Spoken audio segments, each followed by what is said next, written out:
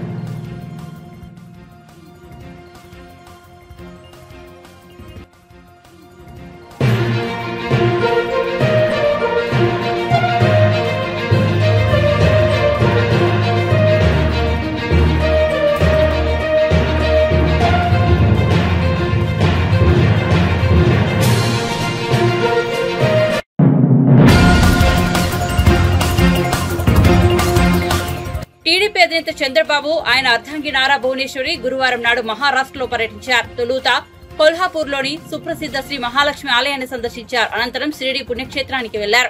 అక్కడ చంద్రబాబు నారా భువనేశ్వరి దంపతులు సాయిబాబాను దర్శించుకున్నారు. వీరికి షిరిడి ట్రస్ట్ వర్గాలు సంప్రదాయ పద్ధతిగా స్వాగతం పలికాయి. దర్శనం అనంతరం చంద్రబాబు దంపతులను సత్కరించిన ఆలయ అధికారులు వారికి జ్ఞాపికను బహూకరించారు. సాయి భక్తులు గురువారం రోజున పరమ పవిత్రంగా భావిస్తున్నారన్న సంగతి తెలిసిందే.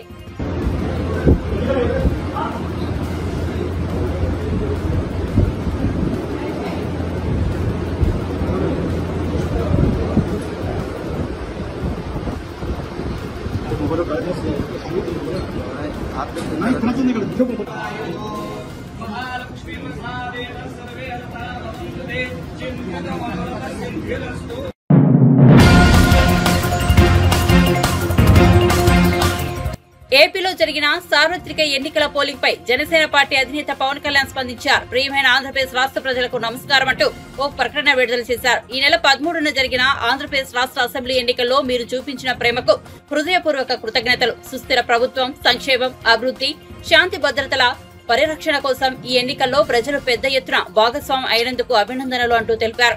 అత్యధికంగా 81.86% ఓటర్లు రాజ్యాంగం కల్పించిన ఓటు హక్కును వినియోగించుకోవడం చాలా ఆనందాన్ని కలిగించిందన్నారు. ఎన్నికలు సజావుగా జరిగేందుకు ఎన్నికల సంఘం అధికారులు, అధికార యంత్రాంగం చేపట్టిన చర్యలను ప్రత్యేకంగా అభినందిస్తున్నారు. అలాగే ఎన్నికల ప్రాముఖ్యత గురించి ప్రజల్లో అవగాహన కల్పించడంలో మీడియా, పౌర సంఘాలు పోషించిన బాధ్యతాయుత పాత్రకు ధన్యవాదాలంటూ పవన్ తన ప్రకటనలో పేర్కొన్నారు.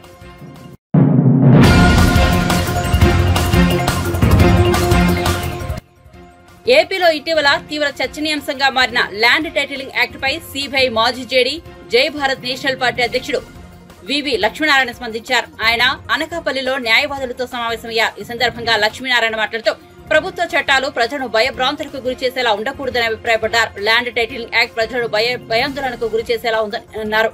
ఈ చట్టం అమల్లోకి వస్తే భూ సమస్యలు మరింత పెరుగుతాయని లక్ష్మీనారాయణ స్పష్టం చేశారు.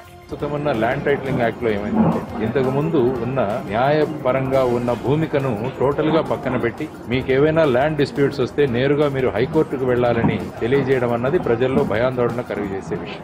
ఈ విధంగా మా భూములు మా దగ్గర ఉంటాయా, లేకుంటే మా భూములను ఎవరైనా కబ్జాలు చేస్తారా, ఈ కబ్జా చేసే ప్రక్రియలో ఈ ల్యాండ్ టైటిలింగ్ యాక్ట్ ఏదైనా వాళ్లకు ఉపయోగపడుతుందా అన్న భీతి కూడా ఉంది. ఎందుకంటే ఎప్పుడైతే జ్యుడిషియరీ ఉంది అంటే కొంత కాన్ఫిడెన్స్ వస్తుంది. ఎప్పుడైతే జ్యుడిషియల్ రోల్ పక్కన పెట్టామో ప్రజలు అయోమయ స్థితిలో పడి ఏ విధంగా ఈ భూమిని ఎవరు ఆక్రమించుకుంటున్నారో అన్న భయంతో ఉండడం వల్ల దీనిలో మార్పులు తీసుకురావాల్సిన అవసరం చాలా ఉంది.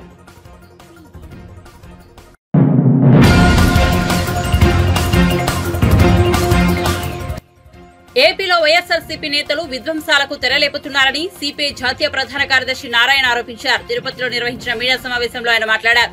రాష్ట్రంలో మద్యం, ఇసుక మాఫియా, భూ కబ్జా లాంటి అక్రమాలకు పాల్పడిన జగన్ ను వెంటనే అరెస్ట్ చేయాలని డిమాండ్ చేశారు.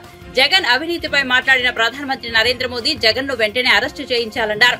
బటన్ నొక్కి చివరకు జగన్ అధికారం కోల్పోతున్నారని ఎద్దేవా చేశారు. సంక్షేమం పేరుతో రాష్ట్రాన్ని అంధకారంలోకి నెట్టిన వ్యక్తి జగన్ ని విమర్శించారు. పోలింగ్ కు ముందు జగన్ ఇంటర్వ్యూ చూసినప్పుడు ఆయనలో ఓటమి భయం స్పష్టంగా కనిపించిందన్నారు. పోలింగ్ తర్వాత సజ్జల రామకృష్ణారెడ్డి మీడియా సమావేశంలో కూడా అధికారం కోల్పోతున్నామన్న ఆవేదన కనిపించిందన్నారు. ఎంత తిట్టారంటే Jaganmohan Reddy corruption non development prime minister చెప్పింది. తర్వాత ల్యాండ్ మాఫియా, ఇసుక శాండ్ మాఫియా, లిక్కర్ మాఫియా. నేను చెప్పేంటంటే ప్రైమ్ మినిస్టర్గా ఉన్నాడు ఒక మాట చెప్తే, ఇప్పుడు ఒక మర్రి చంద్రారెడ్డి ఏమన్నాడంటే పబ్లిక్ మీడియా ఏమైనా ఇస్తే ఇక్కడ బోర్ తవ్వాలంటే అదే జీవో, నేను జీవో ఇయ్యక్కలా మీకు, నేను ఏదో ఉపన్యాసం చేస్తే అదే జీవో రాసుకోని అన్నాడు. ఇప్పుడు జగన్మోహన్ రెడ్డి పైన అంత అవినీతి గురించి చెప్పినవాడు ప్రైమ్ మినిస్టర్గా వెంటనే అరెస్ట్ చేయాలి కదా. మన ప్రైమ్ మినిస్టర్ మాట్లాడిన ప్రతిపక్ష పార్టీపై ఆరోపిస్తాం, కానీ ప్రైమ్ మినిస్టర్గా ఉన్నవాడు నీ చేత అన్ని హంగంలో ఉన్నాక అంత అవినీతి పని చెప్పినాక ఎందుకు అరెస్ట్ చేయలేదు? ఇదంతా నాటకాలే. పాజిటివ్ కూడా ఉంటే, సానుకూలమైన వాతావరణం ఉంటే, పాజిటివ్ హ్యాబిట్ ఉంటే గెలిచేవాడు ఇప్పుడు కూడా వల్ల. ఎందుకంటే అమరావతి సెల్ఫ్ సఫిషియెంట్ ఇది, దానికి డబ్బులు బయట తీసి పెట్టక్కల్లా. కానీ దానికి క్యాపిటల్ కట్టుకోవడానికి ఉపయోగపడేటువంటి పద్ధతి ఏర్పాటు చేశాడు. అది ముందుకు తీసుకెళ్ళి ఇప్పటికి క్యాపిటల్ కట్టేసేవాడు. పోలవరం ముందుకు తీసుకెళ్ళి పోలవరం అయిపోయి ఉండేది. ప్రత్యేక సంపాదించుంటే ఇంకా గట్టిగుండేవాడు. కడప స్టీల్ ప్లాంట్ పెట్టుంటే రాయలసీమ అంతా ప్రమాణంగా వచ్చిండేది. అట్లా ఉన్న ప్రకటిత విధానాలని సానుకూలంగా ముందుకు తీసుకెళ్ళి ఉంటే నీళ్ళున్నాయి ఎక్కడంటే లేదు, నేను బావి తొవ్వి నీళ్ళు చూసుకోవాలని చెప్పేసి మూర్ఖత్వంతో కేవలం నెగిటివ్ యాంగిల్ వల్లనే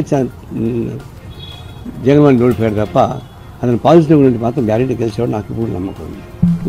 అయ్యా అవినీతి అహంభావం రెండు పనికిరాని నేను తోడుతాను.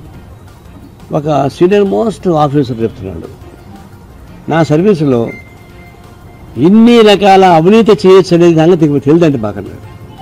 అసలు ఇంతవరకు మేము చూడలేదు ఇన్ని రకాలుగా అవినీతి చేయొచ్చు అని. ఇంకో నాకు కలిసి ఏంటంటే 32 బీసీ సంఘాలకి గుర్తించి వాళ్ళకు క్యాబినెట్ ఇది ఇచ్చాడు, కార్పొరేషన్ ఇచ్చాడు. ఈ 32 కులాలు ఉన్న సంఘం నాకు కూడా లేదు ఆయన తప్ప. అంత తెలితే అంటున్నాడు, మొత్తం అడ్డం కొట్టించుకున్నాడు. కొట్టించుకోవడం కాకుండా నేను నెగిటివ్ పద్ధతిలో నేను లేకపోయాడు. ప్రతిపక్షంలో కూర్చోవాలి తప్ప ఇంకో మార్గం లేదు. రాజకీయాలు ఎప్పుడు శాస్త్రం ఉండదు. ఎవరు ఎన్టీ రామారావు కన్నా గొప్పవాళ్ళ, కానీ పదవిలో ఉన్నా లేకపోయినా వివిధ తరగతిలో ఉన్నారు. ఆడు నిజమైన మనగాడండి. ఇప్పుడు ఈ ముఖ్యమంత్రి ఉంటేనే 1000 మంది పోలీసులు కావాల్సి వచ్చింది. ఇక ముఖ్యమంత్రి బయట రాగలరా? ఎందుకు ఆ విధమైనటువంటి క్రిమినల్ పద్ధతి ఉపయోగించాలా? పోలింగ్ బాగా జరిగింది. ఎందుకు క్రిమినల్ దాదాపు చంద్రగిరి, గుంటూరు జిల్లా పల్నాడు, తర్వాత తాడిపత్రి, ఇంకా తెనాలి, ఇన్ని ప్రాంతాలలో దౌర్జన్యం చేయాల్సిన అవసరం వచ్చింది. పైపు వాళ్ళే కొట్టి మళ్ళీ వాళ్ళని కొట్టి ఆడుతున్నారు. ఇది మేము తీవ్రంగా ఖండిస్తాం. రాజకీయాల్లో ఎప్పుడైనా ఉంటారు, ఓడిపోతారు, గెలుస్తారు, అది తాత్కాలికమే, అవన్నీ పర్మనెంట్ కాదు.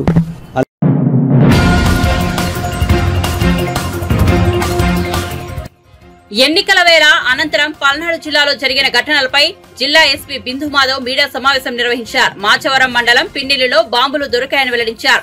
పిన్నెల్లి గ్రామంలో గొడవల నేపథ్యంలో పోలీసులు విస్తృతంగా తనిఖీలు చేపట్టారని తెలిపారు. కొందరు ఇళ్లలో పెట్రోల్ బాంబులు గుర్తించామని చెప్పారు. పెట్రోల్ బాంబుల ఘటనలో 5గురిని అదుపులోకి తీసుకున్నామని ఎస్పీ వెల్లడించారు. బాంబులు ఎవరు తయారు చేస్తున్నారో విచారణ జరుపుతున్నామని తెలిపారు. జిల్లాలో తనిఖీలు కొనసాగిస్తామని స్పష్టం చేశారు. కాగా పల్నాడు జిల్లా సత్తెనపల్లి నియోజకవర్గంలో బాంబుల కలకలం రేపింది. ముప్పాళ్ల మండలం మాదలలో పోలీసులు వైసీపీ నేత సైదా ఇంట్లో 29 పెట్రోల్ బాంబులను గుర్తించారు. అటు కారంపూడి దాడుల ఘటనలో పోలీసులు పలువురిని అరెస్ట్ చేశారు. వైసీపీకి చెందిన 12 మందిని, టీడీపీకి చెందిన 8 మందిని అదుపులోకి తీసుకున్నారు.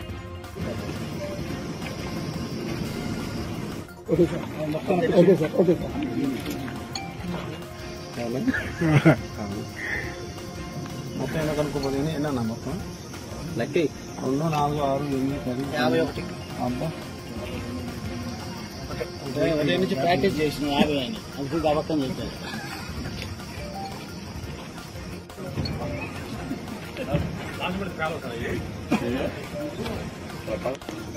ఈరోజు ఉదయం మాచవరం మండలంలోని పిన్నెల్లి గ్రామంలో అక్కడ కొంచెం టెన్స్ పరిస్థితులు ఉన్నాయి, అక్కడ ఏదైనా వెరిఫై చేస్తే బాగుంటుందని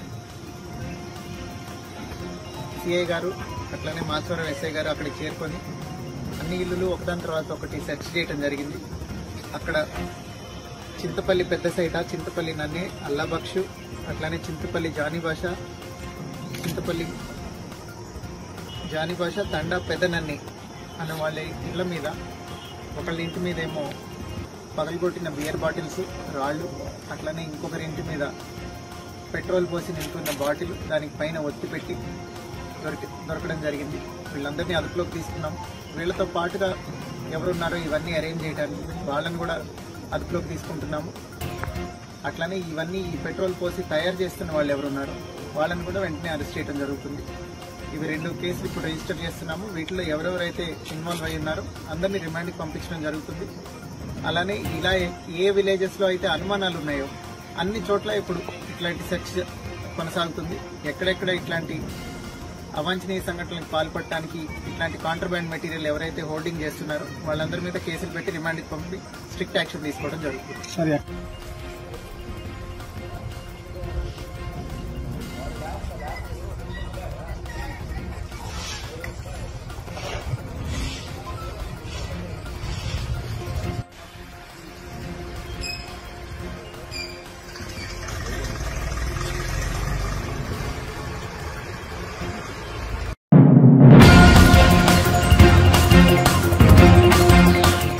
కమిన్స్ నాయకత్వంలోని సన్ రైజర్స్ హైదరాబాద్ జట్టు ఐపీఎల్ తాజా సీజన్ లో ప్లే ఆఫ్స్ కు అర్హత సాధించింది. గుజరాత్ టైటన్స్ తో హైదరాబాద్ లో మ్యాచ్ జరగాల్సి ఉండగా వర్షం కారణంగా ఈ మ్యాచ్ రద్దయింది. దాంతో ఇరు జట్టులకు చెరొక పాయింట్ కేటాయించారు. టోర్నీలో ఇప్పటిదాకా 14 మ్యాచ్లు ఆడిన సన్ రైజర్స్ ఖాతాలో మొత్తం 15 పాయింట్లున్నాయి. ఇప్పటికే Kolkata night riders, Rajasthan Royals play offs లో ప్రవేశించాయి. ఇప్పుడు సన్ రైజర్స్ ప్లే ఆఫ్స్ లో చేరిన 3వ జట్టయింది. Sunrisers playoffs berth ఖరారు చేసుకున్న నేపథ్యంలో అటు ఢిల్లీ క్యాపిటల్స్ జట్టు టోర్నీ నుంచి అధికారికంగా నిష్క్రమించింది. ఇక 4వ బెర్త్ కోసం Chennai super Kings, royal Challengers Bengaluru మధ్య ఆసక్తికర పోరు నెలకొంది. ఆర్బీఐ సిఎస్కే మ్యాచ్ ఎల్లుండి మే 18న బెంగళూరులో జరగనుంది. వరుస విజయాలతో ఊపందుకున్న బెంగళూరు నిలువరించేందుకు చెన్నై ఏం చేస్తుందనేది ఆసక్తి కలిగించే అంశం. ఈ మ్యాచ్ లో తొలుత బ్యాటింగ్ చేసిన జట్టు 200 పరుగులు చేసే లక్ష్య సాధనకు 18.1 ఓవర్లలో పూర్తి చేసిన జట్టు రన్ రేట్ పరంగా 4వ బెర్త్ను ఖాయం చేసుకుంటుంది.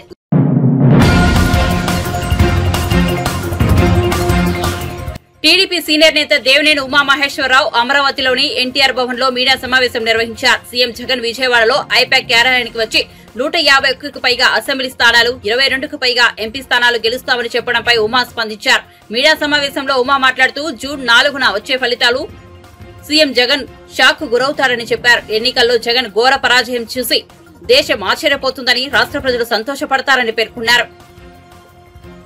జూన్ 4వ తేదీన వచ్చే ఫలితాలు చూసి వైసీపీ పార్టీ జగన్మోహన్ రెడ్డి షాక్ అవ్వబోతున్నారు. జగన్మోహన్ రెడ్డి ఘోర పరాజయాన్ని చూసి దేశం ఆశ్చర్యపోతుంది, రాష్ట్ర ప్రజలు సంతోషపడతారు. 5 ఏళ్ల దౌర్జన్యాలు, 5 ఏళ్ల అరాచకాలు, మీ అవినీతి పరిపాలన, మీ లంచగొండి పరిపాలన, మీ దుర్మార్గమైన పరిపాలన చూసి దేశ విదేశాల నుంచి, పక్క రాష్ట్రాల నుంచి లక్షలాది మంది తరలి వచ్చి గ్రామాలు గంటల కొద్దీ మండు టెండలో 3-4 గంటలు నిలబడి క్యూ లైన్లో నిలబడి బయట రోడ్ల మీద అటు 1000 మంది ఇటు 1000 మంది రాళ్లు వేసుకున్నప్పటికి కూడా మహిళా సోదరీమణులు పల్నాడు ప్రాంతంలో కాంపౌండ్ వాళ్ళు దాటి వెళ్లకుండా నిలబడి ఓటేసి ఈ ప్రభుత్వానికి ఘోర పరాజయాన్ని చూపించబోతున్నారు. దేనికింత మిడిసిపాటు జగన్ రెడ్డి? 5 ఏళ్ళు ఏం చేసి ఏం ఉద్ధరించావని నువ్వు మళ్ళీ అధికారంలోకి వస్తావనే కల్లో కంటా ఉన్నావు. నీ భ్రమలన్నీ కూడా జూన్ 4వ తేదీన తొలగిపోతున్నాయి. కౌంటింగ్ ఏజెంట్లు నిలబెట్టుకునే కార్యక్రమంలో భాగంగా జగన్ రెడ్డి శాసనసభ్యులు, పార్లమెంటు సభ్యులు పోటీ చేసిన అభ్యర్థులు పార్టీ నాయకులతో మాట్లాడే ధైర్యం లేక అపధర్మ ముఖ్యమంత్రి political consultancy agency IPAC team సభ్యులతో జబ్బలు దరుచుకుంటా ఉన్నాడు, గప్పాలు కొడతా ఉన్నాడు. ఆ రోజు మిత్రపక్షాల సైన్యం బెర్లిన్ నగరానికి వచ్చినప్పటికి కూడా నేల మాలిగిల్లో ఉన్న హిట్లర్ వాళ్ళ సైన్యానికి ఇదే చెప్పాడు, మనం గెలవబోతున్నామని. గోబెల్స్ కూడా ఇదే ప్రచారం చేశాడు. హిట్లర్ లేనప్పుడు కూడా మనం గెలవబోతున్నామని గోబెల్స్ కూడా ఇదే ప్రచారం చేశాడు సజ్జల. అట్లాగే ఏం ఉద్ధరించావని నీకు ఎంపీ సీట్లు వస్తాయి.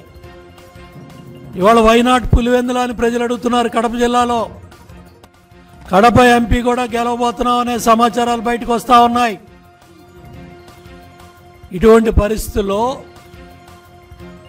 ఈరోజు 3 రోజుల తర్వాత బయటకు వచ్చి ఇటు సోషల్ మీడియా కానీ మీడియా కానీ దేశం అంతా రాష్ట్రం అంతా ఘోషిస్తూ ఉంటే తట్టుకోలేక ఈరోజు నీ బెంచ్ కంపెనీలో నువ్వు పెంచి పోషించిన ఈ సైన్యం, ఈ ఐపాక్ ముఠా వాలంటీర్ వ్యవస్థను అడ్డం పెట్టుకొని ప్రజల వ్యక్తిగత సమాచారాన్ని, వ్యక్తిగత డేటాని ఇవంతా కూడా చోరీ చేసిన ముఠా ఐపాక్ రుషిపా సింగ్ ముఠా. వీళ్ళు చేసిన దోపిడీ, వీళ్ళు చేసిన డేటా చోరీ ఇవన్నీ కూడా రాబోయే ప్రభుత్వం ఎన్డీఏ కూటమి చంద్రబాబు గారి నాయకత్వంలో ఎన్డీఏ ప్రభుత్వం ఏర్పడుతుంది. ఈ ఐపాక్ టీం, ఈ డేటా చోరీ, రాష్ట్ర ప్రజల వ్యక్తిగత సమాచారం, వ్యక్తిగత భద్రతా సమాచారం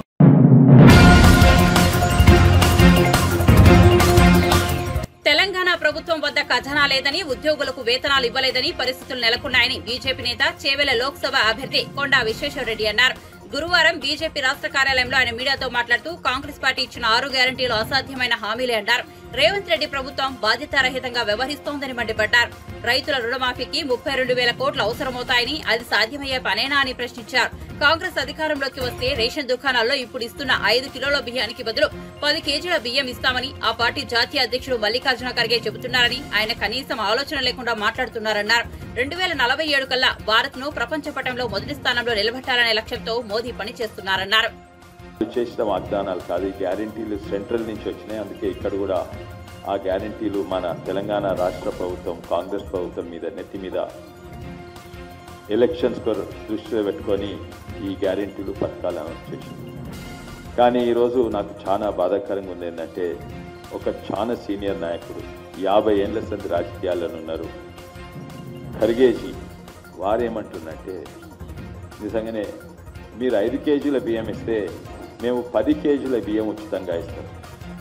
దీని కింద ఏమన్నా రీసెర్చ్ చేసిందా, ఏమన్నా స్టడీస్ చేసిందా, దీని వెనుక వాస్తవాలు ఏమున్నాయి, ప్రజల అవసరాలు ఏమున్నాయి, ఇవన్నీ చూసి మాట్లాడుతుందా? చూసి చూడకుంటేనే ఉత్తనే వన్ అప్మెన్షిప్ పట్టారు. నువ్వు 5 కేజీలు ఇస్తే నేను 10 కేజీలు.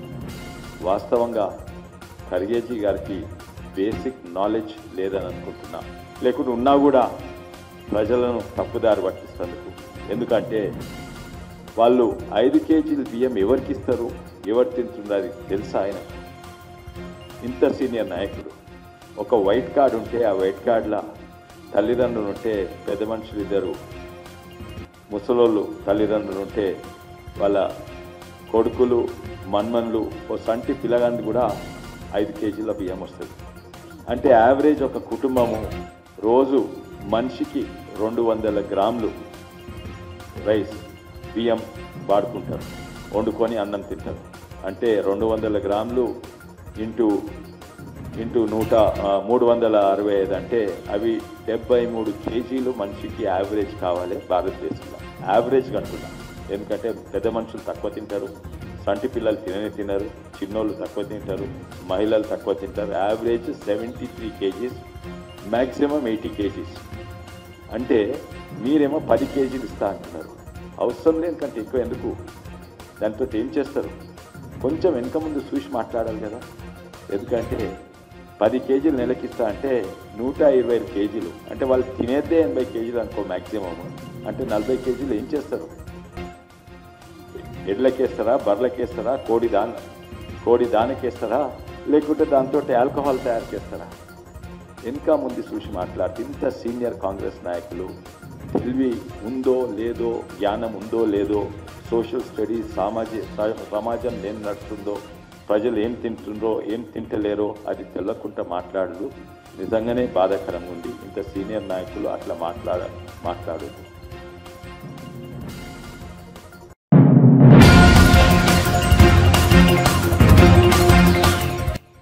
వైఎస్ జగన్మోహన్ రెడ్డి మళ్లీ ముఖ్యమంత్రి అవుతారని మంత్రి బొత్స సత్యనారాయణ జోస్యం చెప్పారు. ఏపీలో వైసీపీ జెండా ఎగరవేయడం ఖాయమని ధీమా వ్యక్తం చేశారు. ఎన్నికల ఫలితాల్లో వైఎస్సార్ కాంగ్రెస్ పార్టీకి క్లీన్ మెజార్టీ వస్తుందన్నారు. విశాఖలో సీఎం జగన్మోహన్ రెడ్డి జూన్ 9న ప్రమాణ స్వీకారం చేస్తారని మంత్రి బొత్స స్పష్టం చేశారు. ఓటమి భయంతోనే తెలుగుదేశం నాయకులు దాడులు చేస్తున్నారన్నారు.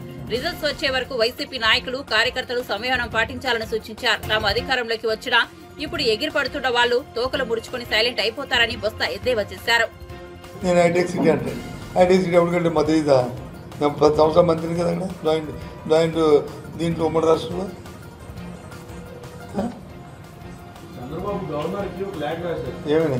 ఈ ఆఫీస్ అప్గ్రేడ్ చేసే పేరుతోటి 5 రోజుల పాటు దాన్ని నిలిపేయబోతున్నారు. డాక్యుమెంట్స్ మొత్తాన్ని డిలీట్ చేసి కుట్ర దొరుకుతుంది. దీన్ని విడుదల చేసేలాగా ఆదేశాలు ఇవ్వాలంటూ కూడా ఆయన దేనికి ఈ ఆఫీసు ఏం డాక్యుమెంట్ డిలీట్ చేస్తారు? ఏం డాక్యుమెంట్ తప్పు డాక్యుమెంట్ ఉంటాయి? వ్యవస్థ ఆయన ముఖ్యమంత్రి చేశాడు కదా, వ్యవస్థలో ఆయనకి ఐడియా లేదా? ఇది ఇలాంటివే మనం చూసాం. భూ చట్టం గురించి వచ్చి తప్పుడు రాత రాశారు. ఈనాడును, ఆంధ్రజ్యోతి, TV5 అని ఉన్నీళ్ళు లేనట్టు 5 రోజులు నేను చెప్పాను. ఆ రోజు చెప్పాను ఏమని? 15వ తర్వాత భూ చట్టం మీద వచ్చి ఈ టీవీలు కానీ ఈ బంధు కానీ రాస్తే అప్పుడు కూర్చోండి, అది దాని గురించి చెప్తే అడగండి అని. ఇది ఎన్నికలు ఉన్నాయి కాబట్టి అలాగే ఇవాళ ఈ 4వ తారీఖు వరకు ఇలా కోలాడతారంటే ఏదో ఉపద్రవిపోతుందని అది కూడా చెప్పాం. ఇతని తాలూకా కుయుత్తుల వల్ల పేదవాళ్ళు రాసిన పెన్షన్ ఆగింది. ఏదైతే బటన్ నొక్కి డైరెక్ట్ డీబీటీ ఏదైతే ఇచ్చామో విద్యార్థులకు ఇస్తున్న ఫీజు రియంబర్స్మెంట్ కానీ, లేదు ఆసరా ప్రోగ్రాం ఏదైతే మహిళలకు ఇస్తున్న ఆసరా ప్రోగ్రాం మిగిలిన 20% కానీ, లేదు రైతులకు ఇవ్వాల్సిన ఇన్పుట్ సబ్సిడీ కానీ, లేదు చేయొద్దు కానీ, లేకపోతే బీసీ నేస్తం కానీ, ఇవన్నీ కూడా 14 ఎన్నికలు అయిపోతే 16 నుంచి అవన్నీ అవుతాయని ఆ రోజు చెప్పాం. దుర్మార్గం ఆలోచన లాగే అయింది. ఇవాళ 16వ తారీఖు ఇవాళ నుంచి ఇవన్నింటిలో ఇవాళ అప్పుడే ఫీజు రియంబర్స్మెంట్ మొత్తం 700 కోట్లు బకాయి ఉంటే 600 కోట్లు ఇవాళ జమ అయిపోయినాయి. 28% ఉన్న అది ఇది ఆసరా పక్కము 100% ఇవాళ ఇంకా 100 కోట్లు మాత్రమే వేయాలి. 18 కోట్లు జమ అయిపోయింది. అందులో మా అక్క చెల్లెమ్మల అకౌంట్లోకి వెళ్ళిపోయినాయి.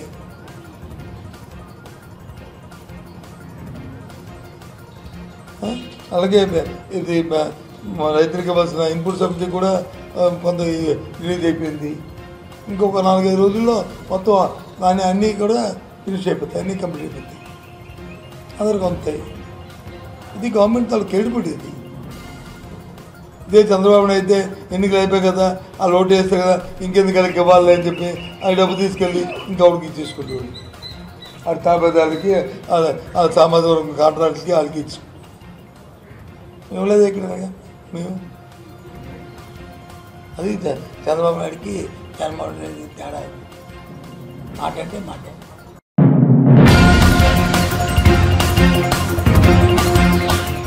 రైతులకు 2 లక్షల రుణమాఫీ చేస్తారా చెయ్యరా అన్నది ముఖ్యమంత్రి రేవంత్ రెడ్డి స్పష్టంగా చెప్పాలని మాజీ ఎంపీ భువనగిరి లోక్సభ నియోజకవర్గం బీజేపీ అభ్యర్థి బూర నరసయ్య గౌడ్ నిలదీశారు. ఆయన గురువారం హైదరాబాద్ లోని బీజేపీ కార్యాలయంలో మీడియాతో మాట్లాడుతూ అసెంబ్లీ ఎన్నికలకు ముందు కాంగ్రెస్ 6 గ్యారంటీలు ఇచ్చిందని గుర్తు చేశారు. అధికారంలోకి వచ్చాక 6 గ్యారంటీలు కాదు 6 మోసాలు చేసిందని మండిపడ్డారు.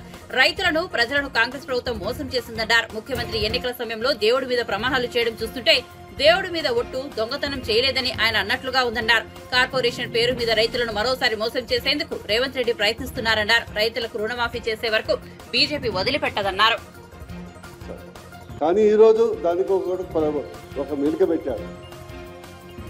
నువ్వు అప్పు తీసుకుంటావా, సప్పు తీసుకుంటావా, 4 నెలలు కడుపు కట్టుకుంటావా, తినేది ఆపుతావా అయినా చెప్పి నేను చెప్పేది కాదు. 4 నెలలు తినకుండా ఆపితే రైతు రుణమాఫీ 40,000 కోట్లు, అంటే నెలకు 10,000 కోట్లు తింటున్నట్లు లెక్కలు చెప్పారు. కానీ ఈరోజు ఎన్నికలు కాగానే ఏం చెప్పాడు, రైతు కార్పొరేషన్ ఏర్పాటు చేస్తాం, దాంట్లో రుణాలు తీసుకొని చేస్తాం. అంటే నీ రుణాలు రాకుంటే బ్యాంకులు నీకు రుణాలు ఇవ్వకుంటే చేయవా? నీకు స్టేట్ లేదా, రాష్ట్రం లేదా, పన్నులు రావా, బడ్జెట్ లేదా? అంటే ఇది కూడా నేను ముందే చెప్పాను. ఆగస్టు 15 నాడు మరోసారి, సాధారణంగా సంవత్సరానికి ఒకసారి ఏప్రిల్ ఫూల్ ఉంటుంది, కానీ రేవంత్ రెడ్డి గారి పుణ్యం అంటూ, ముఖ్యమంత్రి గారి పుణ్యం అంటూ ఆగస్టు 15 కూడా ఏప్రిల్ ఫూల్ డే చేయబోతున్నాడని నేను ముందే హెచ్చరించడం జరిగింది. అదే జరుగుతుంది. ఈ రైతు కార్పొరేషన్ కొత్తగా పెట్టడం ఏంటంటే, రైతు కార్పొరేషన్ పెట్టాను, నేను లోన్లు అడిగాను, ఎవరు లోన్లు ఇవ్వలేదు, లేదా కేంద్రం సహకరించలేదు, కానీ అందుకొరకు నేను ఇవ్వలేకపోయినా అని నెపం చాపటానికి ఏర్పాటు చేసినటువంటి ఒక ప్రక్రియ. కానీ ఇది ఇలాంటి చిత్తశుద్ధి లేదు. ఎవరు ప్రజలు నమ్మరు. ఈ యొక్క రైతుల్ని మోసం చేసిన వాడు ఎవడు బాగుపడదు. ఇంకోటి మోసం, పచ్చి మోసం ఏంటి, ఈరోజు రైతు రుణమాఫీకి ఎంత కావాలి? రైతు రుణమాఫీకి దాదాపు వాళ్ళ లెక్కల ప్రకారం 32,000 కోట్ల నుంచి 40,000 కోట్ల రూపాయలు కావాలి.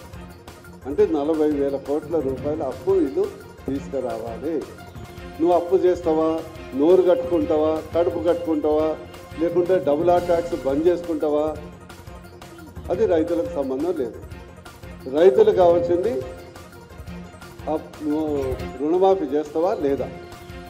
కానీ సాకులు వెతుకుతున్నాడు మొదలు, తెలివైనోడు కాబట్టి సాకులు వెతుకుతున్నాడు. ఇంకో అంశం, ఈరోజు యాసంగిలో దాదాపు 54 లక్షల ఎకరాల్లో వరి నాటు పడింది. యాసంగి పంటలో 54 లక్షల ఎకరాల్లో వరి పంట పండింది, నాటారు.